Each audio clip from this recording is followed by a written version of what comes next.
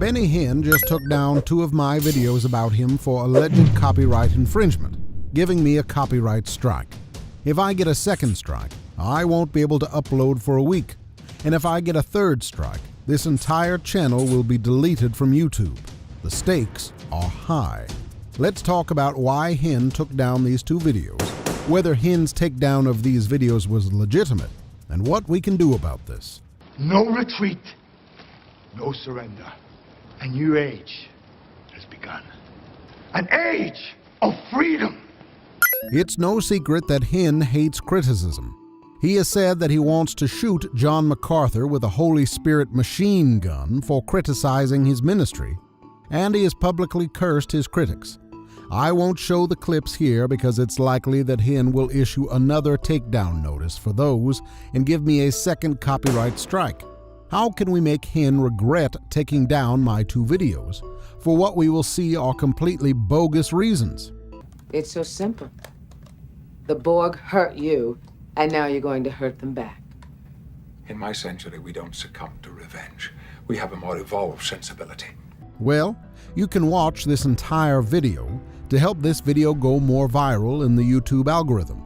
And then you can subscribe and watch all my other videos to help this channel reach even more people. Because the more you watch, the more YouTube recommends all these videos to more people. The silver lining of Hinn taking down my videos is that I get to make this video. Why did Hinn take down these 2 videos? For alleged copyright infringement. Of course, I did use video clips of Benny Hinn in these videos, but there is something called fair use, and these videos clearly fall within the category of fair use. Fair use factor number 1 says, the purpose and character of the use, including whether such use is of commercial nature or is for non-profit educational purposes. Courts typically focus on whether the use of copyright-protected material is transformative. This means whether the use adds new expression or meaning to the original material, or whether it merely copies from the original. Commercial uses are less likely to be considered fair use, but it's still possible to monetize a video that contains fair use materials. The 2 videos in question use video clips in a clearly transformative manner. They comment on, analyze, and critique the video clips that were used, which means they add new expression or meaning to the original material. Fair use factor number 2 says, the nature of the copyright work using material from primarily factual works is more likely to be fair use than using purely fictional works. Check. The material used were factual works.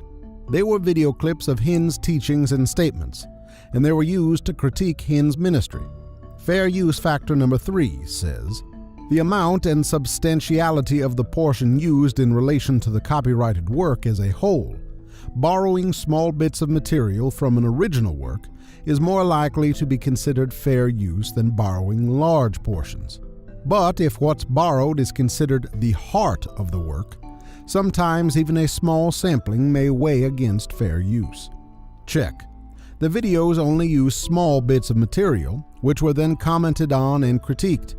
What was borrowed was certainly not the heart of the work, since they were just short snippets of Hinn's teachings. Fair use factor number 4 says, the effect of the use upon the potential market for, or value of, the copyrighted work. Users that harm the copyright's owner ability to profit from their original work are less likely to be fair uses. Courts have sometimes made an exception under this factor in cases involving parodies. Again, the videos in question do not at all harm the copyright owner's ability to profit from their original work. Nobody is going to watch my videos as a replacement for Hinn's teachings. The clips I used were far too short for that, and my purpose for using the clips was completely different from the purpose of the original videos. So clearly, Benny Hinn is ignoring the clear, fair use nature of these 2 videos. Clearly, Hinn is upset about the criticism and is seeking to abuse YouTube's copyright reporting system to take down videos that are critical of his ministry. Now, what am I going to do about this? I'm going to fight back. I've already submitted a counter notification arguing my case against these 2 videos being taken down.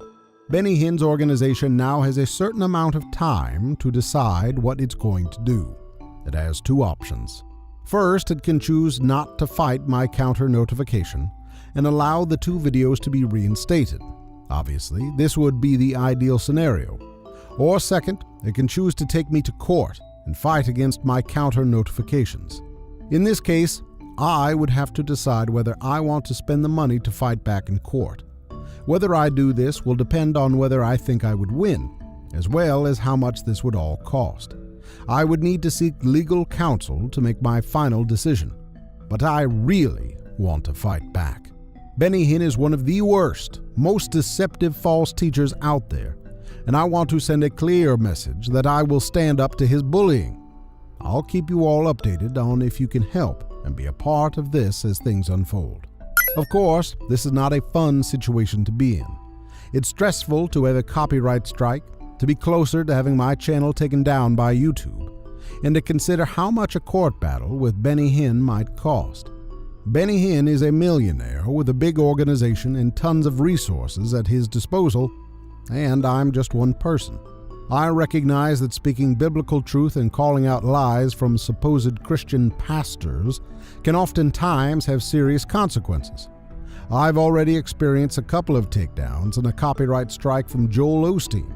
The Osteen sees some YouTube videos that are critical of its distorted and incomplete gospel message, feeling threatened. I must get rid of them. The Osteen immediately begins the process to instruct YouTube to take down the videos. The battle is over, and the little YouTube creator has defeated the mighty Osteen. Mike Winger recently experienced a copyright strike from Joel Osteen also. So this is why I got a copyright strike on my YouTube channel. What it means, I'm canceling my next 2 streams, by the way, and why I'm not going to try to sue Joel Osteen or his church over the issue. Colin Miller has experienced a copyright strike from Stephen Furtick. It is actually against United States law for Elevation Church to falsely report me for copyright infringement. But of course, Stephen Furtick and his henchmen, for whatever reason, believe that they're above the law of the land. They think that they can report me and make a legal case against me when I've done literally nothing wrong. And many other Christian content creators have experienced copyright strikes from other teachers, such as T.D. Jakes and others. But we're not going to back down. God hates false teaching that distorts the gospel and does not save, and we're going to continue boldly proclaiming biblical truth. To help us fight, just subscribe and watch as many of these videos as you have time for. As always, thank you all from the bottom of my heart. Let's win this together.